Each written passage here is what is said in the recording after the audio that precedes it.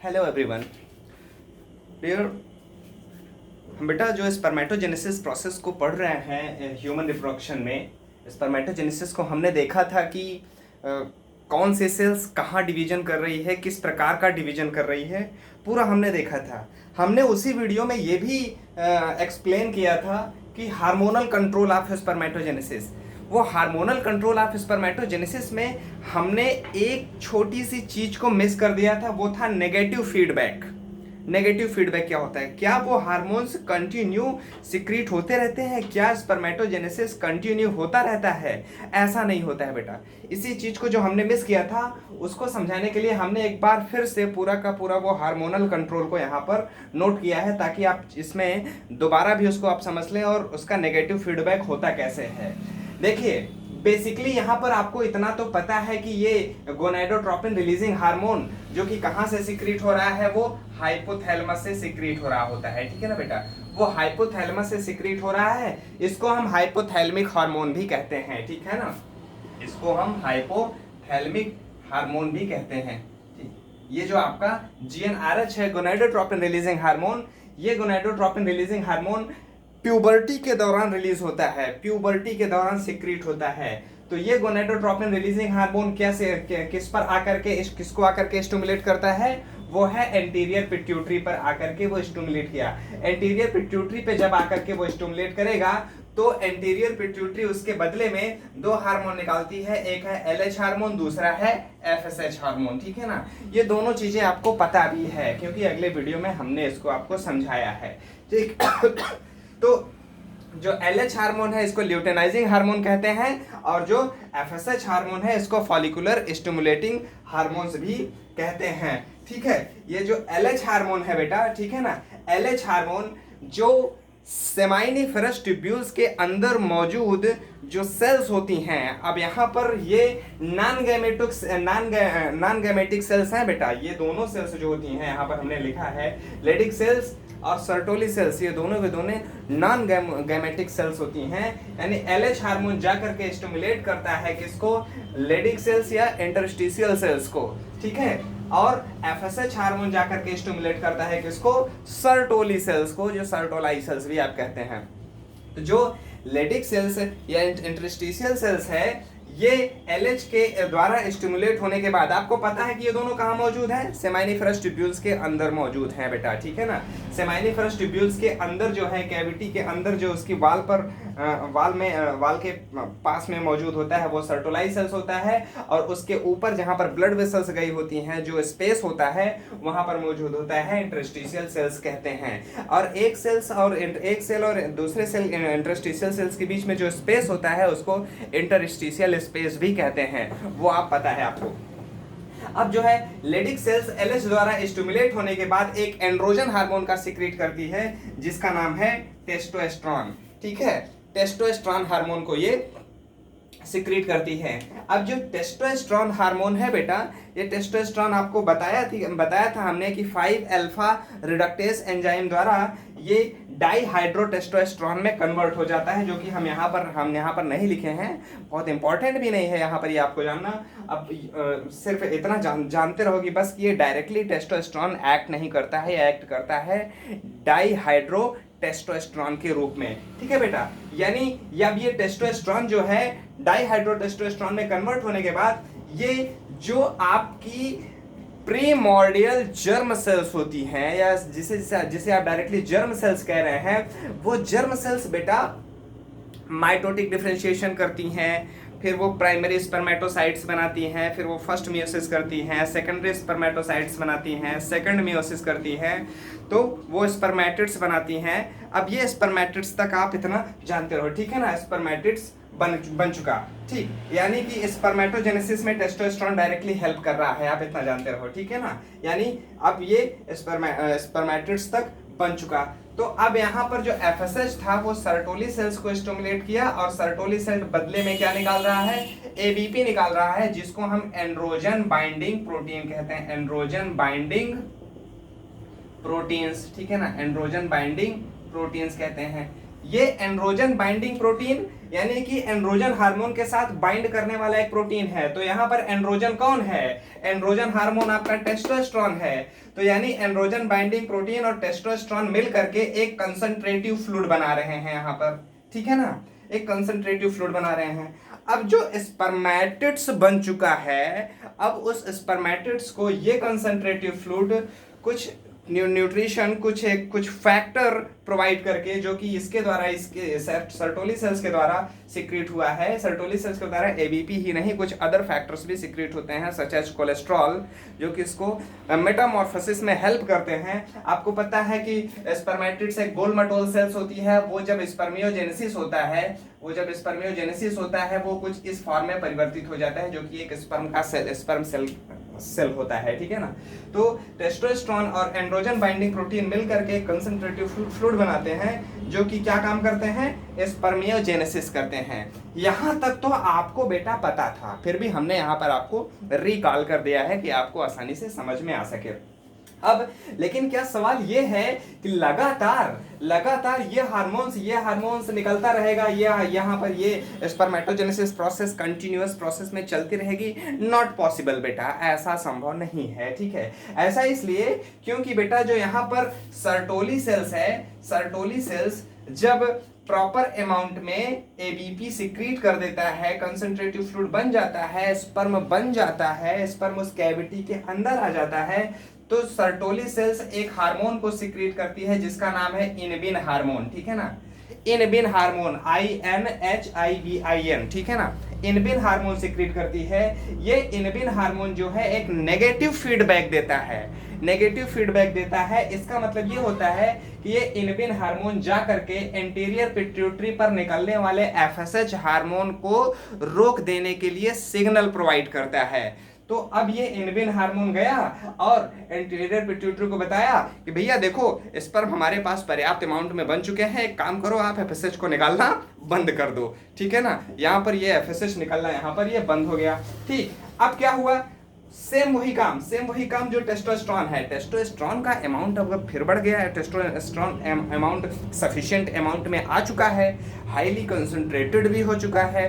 तो जब proper amount में टेस्टोस्टेरोन बन जाता है बेटा, ठीक है ना, और वो स्पर्मेटोजेनेसिस के लिए एक सफिशिएंट अमाउंट में बन जाता है, तो अब टेस्टोस्टेरोन भी एक नेगेटिव फीडबैक देता है।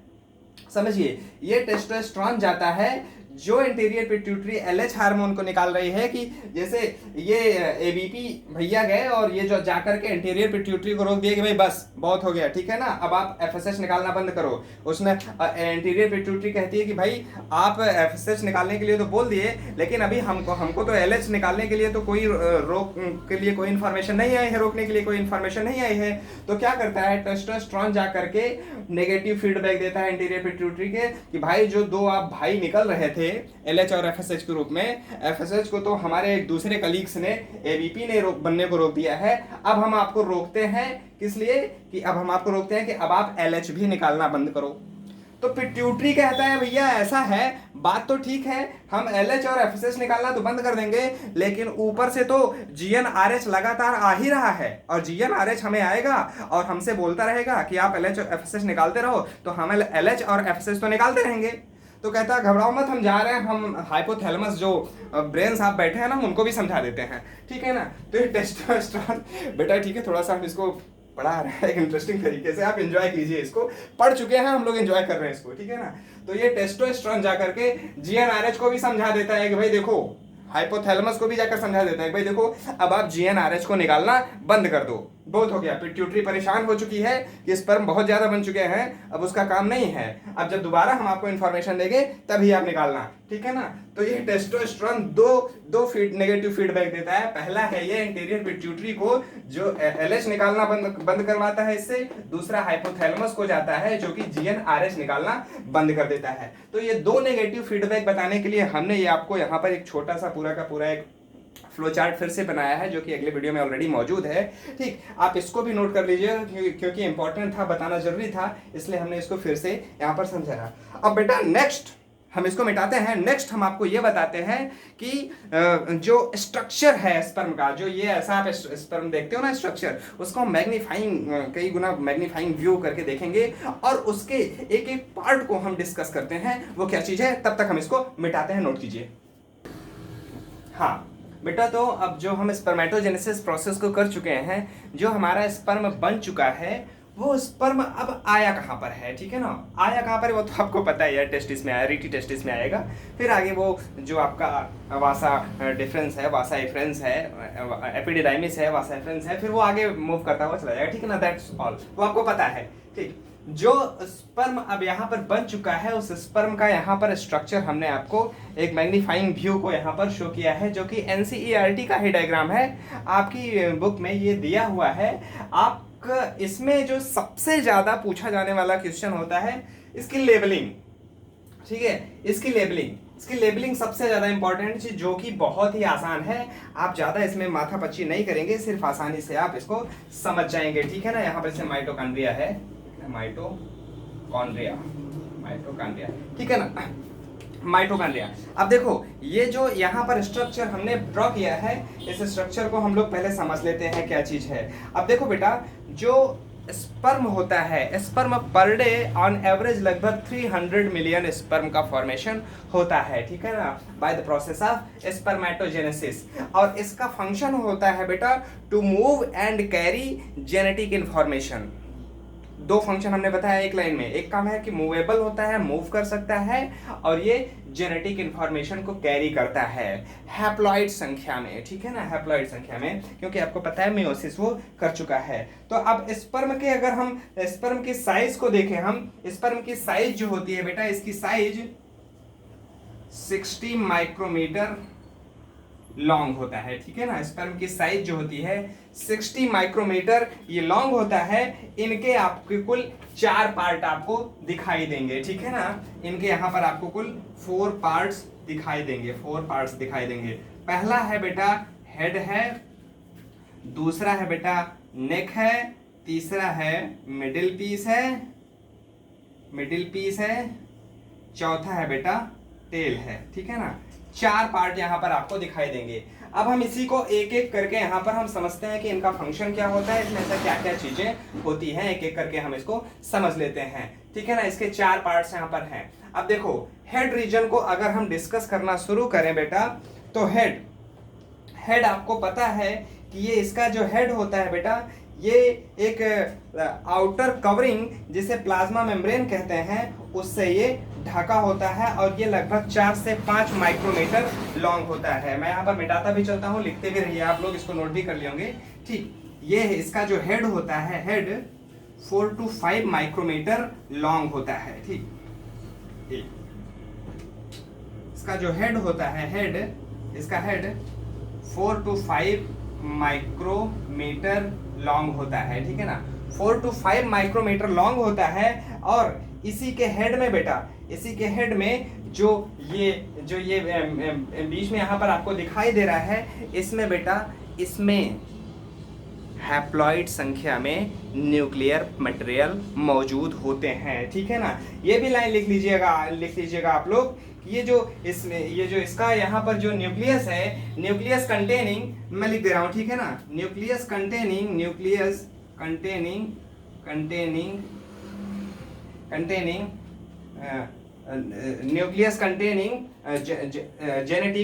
जेनेटिक, आप डायरेक्टली सीधा नोट कर लीजिए, न्यूक्लियस कंटेनिंग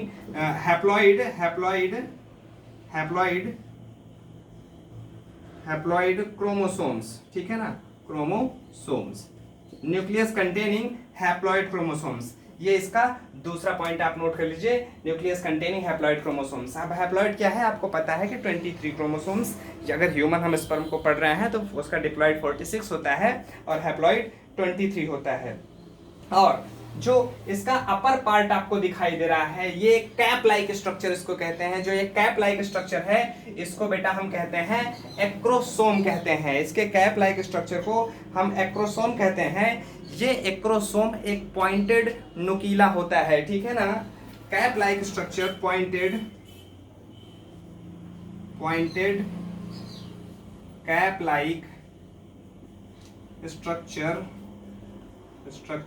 कॉल्ड एक्रोसोम, ठीक है ना, एक्रोसोम। Acrosome containing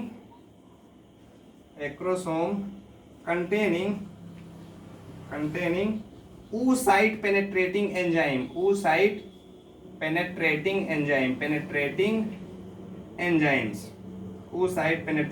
enzymes।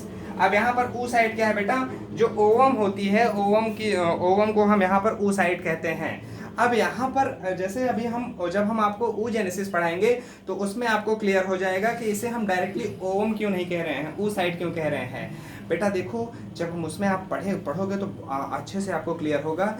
जब ओयुलेशन होता है ना, ओयुलेशन ओवम के फॉर्म में नहीं होता है, वो सेकेंडरी oocyte के फॉर्म में होता है। तो इसलिए ये वाला वर्ड यहाँ पर करेक्ट है। कई लोग यहाँ पर लिख देते हैं कि ओवम पेनेट्रेटिंग एंजाइम मौजूद होता है, तो वो ओवम पेनेट्रेटिंग एंजाइम नहीं होता है, वो oocyte पेनेट्रेटिंग एंजाइम होता है, जो कि वो सेकेंडरी oocyte होता है, ठीक है। अब यहाँ पर जो आप यहाँ पर लिख सकते हो कि oocyte penetrating enzyme that helps in penetrate secondary oocyte, ठीक है ना, that helps in penetrate secondary oocyte membrane। वो मेम्ब्रेन जो ना पेलुसिटा है, आप आगे देखोगे, ठीक है ना, अभी हम बहुत ज्यादा ओवम पे जाएंगे नहीं, ठीक है ना। तो अब यहाँ पर जो एंजाइम होते हैं, वो एंजाइम इसी एक्रोसोम पर मौजूद होते हैं, ठीक है ना, वो एंजाइम इसी एक्रोसोम पर मौजूद होते हैं। और ये लिसिस एंजाइम होते हैं। उन एंजाइम्स के नाम यहाँ पर हम आपको नोट कर दे रहे हैं, हाइलुरोनाइडेज एंड प्रोटेज, ठीक है ना। जो दो एंजाइम यहाँ पर जगह कम है, मैं यहाँ पर लिख दे रहा हूँ, यहाँ पर हाइलुरोनाइडेज एंड प्रोटेज, ठीक है ना। इसी में ये दोनों एंजाइम्स भरे होते हैं, ठीक है। इसी जो एक्रोसोम का जो मिड पार्ट में यहाँ पर जो आपको दिखाई दे रहा है, अपर पार्ट में जो कैप लाइक पॉइंटेड स्ट्रक्चर है, इसी में वो एंजाइम्स भरे होते हैं। जैसे ओवम क्या है, गोल सा बाल लाइक स्ट्रक्चर होता है, स्पर्म जो है तैरते हुए आता है और उसका एक्रोसोम यहाँ पर टकराएगा, एक्रोसोम की जो पॉइंटेड पार्ट है वो टूट जाएगा और वहां पर कुछ एंजाइम रिलीज होंगे और वो एंजाइम ओवम की वॉल को ब्रेक करेगा और क्रोमोसोमल मटेरियल अंदर इंटर कर जाएगा, ठीक है ना। ये सिंपल फंडा है। ये एंजाइम oocyte मेम्ब्रेन को ब्रेक करने में हेल्प करती है। आप इतना जानते रहो, इस एंजाइम के नाम भी यहाँ पर नोट कर लो, ठीक है। यानी आपका ये हेड वाला पोर्शन आपको यहाँ पर क्लियर होता है। अब हम आगे बढ़ते हैं बेटा, अब हम आपको बताते हैं टेल वाला पोर्शन। हम इसको तब तक मिटाते हैं बेटा, थोड़ा सा टेल वाला पोर्शन। हाँ, सेकंड पार्ट इसका है बेटा नेक, ठीक है ना, नेक। अब यहाँ पर ये जो नेक वाला हिस्सा होता है, नेक और ये मिडिल पीस को जोड़ने का काम करता है। यानी हेड और ये जो मिडिल पीस है, मिडिल पीस को ये जोड़ने का काम करता है। ये पार्ट यहाँ पर नेक कहलाता है। थोड़ा सा नैरो होता है, एनसीईआरटी में ध्यान से देखोगे, बहुत ही ध्यान से केयरफुली आप एग्जामिन करेंगे तो थोड़ा सा यहाँ पर नैरो दिखाई दिया है, जो कि मैंने यहाँ पर बनाने में थोड़ा सा मिस्टेक किया है। थोड़ा सा यहाँ पर नैरो होता है, वो नेक वाला पार्ट होता है, ठीक। ये नेक हुआ, क्या काम करता है, मिडिल पीस और हेड रीजन को ये जोड़ने का काम करता है। आते हैं हम लोग तीसरे वाले पार्ट पर, ठीक है ना, मिडिल पीस। देखो बेटा, मिडिल पीस जो होता है, मिडिल पीस में दो बहुत ही इंपॉर्टेंट चीजें मौजूद होती हैं। पहला चीज है ये आपका माइटोकॉन्ड्रिया। बेटा अब एक चीज तो मैं यहाँ पर आपको कंफर्म कर देना चाहता हूँ कि जो माइटोकॉन्ड्रिया है, इसका फंक्शन तो आपको पता ही है। बेसिकली आप क्या कहोगे, power house of the cells. It means it produce energy को ये प्रोड्यूस करता है। यहाँ पर कैटाबॉलिक मेटाबॉलिक जो मेटाबॉलिज्म यहाँ पर इसके अंदर होता है, वो आपको पता है, हम आप बहुत ज्यादा नहीं जाना है, ठीक ना। माइटोकॉन्ड्रिया क्या करता है, प्रोड्यूस एनर्जी, ठीक है ना। अब जब ये एनर्जी प्रोड्यूस करेगा तो इसकी जो ये जो टेल है, इसकी टेल फ्रेजाइल हो जाएगी, वाइब्रेटाइल हो जाएगी। इसकी टेल अब तेजी के साथ जैसे ऐसे वाइब्रेट करेगी, और जब वाइब्रेट करेगा तो ये फीमेल वेजाइना के अंदर जो सर्वाइकल कैनाल से होते हुए ये जो फैलोपियन ट्यूब होती है, वहां तक वो आसानी से फ्लोट करके जा करके ओवम के पास तक ये ले जाने में हेल्प करता है। बात समझ में आया बेटा। माइटोकॉन्ड्रिया का काम करता है, एनर्जी प्रोड्यूस करेगा, जो कि स्पर्म को तैरने में, स्विम करने में हेल्प करता है, ठीक, क्लियर, इतना आपको पता है। अब आपको इतना तो पता ही होगा ना कि कहां पर तैरेगा, वो आपको पता है। सीमेन एक कंसंट्रेटिव फ्लूइड होता है, सीमेन एक लिक्विड है, क्योंकि तैरेगा किसमें, ऐसे हवा में तो जो है, हवा में तो तैरना नहीं, उसको लिक्विड में तैरना है, तो वो सीमेन एक कंसंट्रेटिव फ्लूइड होता है, उसी में ये तैरता है, ठीक। माइटोकॉन्ड्रिया ये जो यहाँ पर उसको एनर्जी प्रोड्यूस कर रहा है, जो लगातार। यहाँ पर एक चीज ध्यान दीजिए, न्यूमरस नंबर में यहाँ पर माइटोकॉन्ड्रिया प्रेजेंट होते हैं, एक दो माइटोकॉन्ड्रिया नहीं प्रेजेंट होते हैं, जिससे क्योंकि इसको हाई एनर्जी की रिक्वायरमेंट होती है, so it helps in swimming. ठीक, और दूसरी भी इंपॉर्टेंट चीज नोट कर लीजिए बेटा, यहाँ पर होता है बेटा, एनसीईआरटी ने भी नहीं दिया है, हमने इसको नोट नहीं किया। दूसरी जो मिडिल पीस होती है, इस मिडिल पीस में होता है बेटा सेंट्रियोल। ठीक है ना, दूसरी जो चीज होती है सेंट्रियोल को तो हम यहाँ पर बहुत ज्यादा नहीं डिस्कस करेंगे, अभी सिर्फ आप इतना जानते रहो बेटा कि सेंट्रियोल जो होता है, सेंट्रियोल अपने लिए अपने काम के लिए सेंट्रियोल नहीं रखता है बेटा। जो ओवम है, जो ओवम oogenesis से ओवम का फॉर्मेशन जो हो रहा था, तो जो ओवम का फॉर्मेशन हुआ है वो सेकेंडरी oocyte के फॉर्म में हुआ है, उसको सेकेंड मियोसिस करके तब ओवम बनाना है। बात समझिएगा कि जो ठीक उसी स्पर्मेटोजेनेसिस से अगर हम कोरिलेट करते हैं कि फर्स्ट मियोसिस किया, सेकंड मियोसिस किया, स्पर्म बन गया। फर्स्ट मियोसिस किया, oocyte बना, प्राइमरी oocyte बना। सेकंड मियोसिस किया, माफ कीजिएगा, सेकंड मियोसिस करेगा तो सेकेंडरी oocyte बनेगा। ठीक है ना, फर्स्ट मियोसिस करेगा तो सेकेंडरी oocyte बनेगा, sorry for it. Second meiosis किया तो फर्स्ट मियोसिस किया तो सेकेंडरी oocyte बनेगा। जो सेकेंडरी oocyte बना है बेटा, उसको उस oocyte को बेटा, अब वो फिर से मैं गलत बोल रहा हूँ बेटा, फिर से एक कंफर्म कर लीजिए। oogenesis पढ़ेंगे तो उसमें हम कंफर्म करेंगे, परेशान मत होइएगा। ठीक है, यहाँ पर ज्यादा सोचिए मत, दिमाग मत चलाइएगा अपना। ठीक, ज्ञानी हो आप लोग बहुत। ठीक, सेकेंड मियोसिस और फर्स्ट मियोसिस, oogenesis की बात कर रहे हैं यहाँ पर, थोड़ा सा हम डिस्कस करेंगे यहाँ पर। फर्स्ट मियोसिस किया तो ये प्राइम oocyte सेल्स है, oogoनियम सेल्स है। ठीक है ना, फर्स्ट मियोसिस किया तो प्राइमरी oocyte बनाया। ठीक है ना, oocyte बनाया। ठीक है, सेकंड मियोसिस करता है, जब ये सेकंड मियोसिस करता है तो सेकेंडरी oocyte यहाँ पर बन करके तैयार होता है, लेकिन सेकेंडरी oocyte कंप्लीटली खत्म नहीं हो पाता है, बीच में ही अरेस्ट हो जाता है। ठीक है ना, बीच में ही अरेस्ट हो जाता है। तो इस सेकेंडरी oocyte बीच में अरेस्ट इसलिए हो जाता है क्योंकि सेंट्रियोल की रिक्वायरमेंट होती है, जिससे कि क्रोमोसोम को स्ट्रेच करके सेपरेट किया जाए और एक हैप्लॉइड संख्या में एक oocyte को बनाया जाए। तो इसके पास सेंट्रियोल होता ही नहीं है सेकेंडरी oocyte के पास। तो स्पर्म कहता है डोंट वरी, मैं आ रहा हूं पीछे से। ठीक है ना, मैं आ रहा हूं आपके लिए, यहां पर क्या लेके जाऊंगा, सेंट्रियोल लेके आऊंगा। ठीक है ना, यहां पर क्या मौजूद होता है, सेंट्रियोल मौजूद होता है। ठीक है ना, सेंट्रियोल मौजूद होता है। तो ये सेंट्रियोल लेके जाता है, जैसे ही ये पेनिट्रेट करके अंदर जाएगा, सेंट्रियोल इसके अंदर डाल देगा। ठीक है ना, और जो oocyte है, oocyte जो है ओवम में परिवर्तित हो गई। ठीक है ना, उसका तुरंत सेकेंडरी पोलर बॉडी बना और ओवम बन गया। ओवम बनने के बाद वो ये इसका न्यूक्लियस उसके न्यूक्लियस से फ्यूज होकर के जाइगोट बना लेगा, इतना आपको पता है। ठीक है ना बेटा, कंफ्यूज ना होना। अभी आप कह रहे हो कि oocyte oogenesis जब पढ़ाएंगे तो उसमें हम आपको पूरा का पूरा क्लियर कर देंगे, फिर इसको यहाँ पर एक बार उठा लाएंगे oogenesis में, इस सेंट्रियोल को। अभी सिर्फ इतना जानते रहो कि ये सेंट्रियोल है, और सेंट्रियोल अपने लिए नहीं रखता है, ये रखता किसके लिए है, ओवम बनाने के लिए रखता है। ठीक, क्योंकि इसके पास सेंट्रियोल नहीं होता है। ठीक, यहाँ पर ये आपको इतना क्लियर हुआ। ठीक, अब आते हैं हम लोग किस पे, लास्ट में आते हैं टेल पर आते हैं। ठीक है ना, टेल पर आते हैं। तो देखो बेटा, जैसे हमने हमारे पास जो यहाँ पर ये एक नोट्स है, इस नोट्स में दिया है कि जो मिडिल पीस है, मिडिल पीस यहाँ पर एक principal piece, longest portion of tail, end piece, terminal tapering portion of tail. ठीक है ना, जो टेल को दो पार्ट में डिवाइड किया है, यानी यहाँ से लेकर के अगर हम यहाँ तक देखें तो यहाँ पर ये कह रहा है कि लॉन्गेस्ट पोर्शन ऑफ टेल। ठीक है ना, यहाँ से यहाँ तक जो है लॉन्गेस्ट पोर्शन ऑफ टेल दिखाई दे रहा है, लॉन्गेस्ट पोर्शन ऑफ टेल। और जो यहाँ पर लास्ट में दिखाई दे रहा है स्मॉल होता है, छोटा होता है, लेकिन टैपरिंग पोर्शन ऑफ टेल। ठीक है ना, इसको कह रहा है terminal tapering portion of tail. ठीक है ना, टैपरिंग पोर्शन ऑफ टेल। ये टेल का फंक्शन क्या होता है, फ्रेजाइल होता है बेटा। ठीक है ना, फ्रेजाइल होगा, एनर्जी मिला माइटोकॉन्ड्रिया से, वो आगे बढ़ गया, फर्टिलाइज किया, इतना ये आपको क्लियर हो गया बेटा। सीधी कहने की बात ये है कि इस स्पर्म के स्ट्रक्चर में आपकी इसकी लेवलिंग बहुत इंपॉर्टेंट है, और इसके हेड रीजन और मिडिल पीस को सबसे ज्यादा आपको तवज्जो देनी है। ठीक है ना, हेड रीजन में आपको जो हमने बताया, ये बेटा plasma membrane, acrosome, nuclear containing materials होता है, और एक्रोसोम में जो एंजाइम होते हैं, ये एंजाइम वेरी इंपॉर्टेंट एंजाइम बेटा, इसको याद रखिएगा। ये एंजाइम का काम हमने आपको बताया कि उस साइड की मेम्ब्रेन को ब्रेक करने में हेल्प करता है, आप इसको याद रखिएगा और इस वाले हिस्से को याद रखिएगा, इसकी लेबलिंग को याद रखिएगा। और जो जो इसका मिडिल पीस होता है, मिडिल पीस में न्यूमरस माइटोकॉन्ड्रिया होते हैं और यहाँ पर आपका सेंट्रियोल होता है।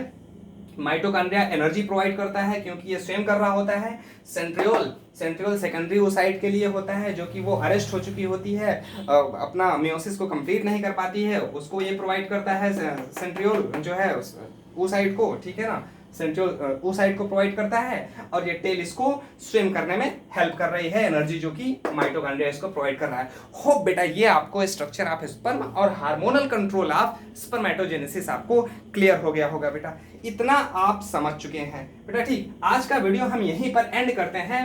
नेक्स्ट वीडियो में हम चलेंगे किस पर, oogenesis पर, कि फीमेल गैमेटोफाइट का फॉर्मेशन कैसे होता है, फीमेल गैमेट्स कैसे बनते हैं, नॉट गैमेटोफाइट, फीमेल गैमेट्स, ठीक है ना, फीमेल गैमेट्स कैसे बनते हैं, वो ओवम है, यानी oogenesis कैसे होगा, ठीक है। तब तक आप इसको पढ़ चुके हैं बेटा, हम आपका लाइव क्लास ले रहे हैं, आपको जो कुछ क्वेश्चन दे रहे हैं बेटा, कुछ क्वेश्चन जो आपको मल्टीपल चॉइस क्वेश्चन मिल रहे हैं आपको, आप उसको भी सॉल्व करते रहिए।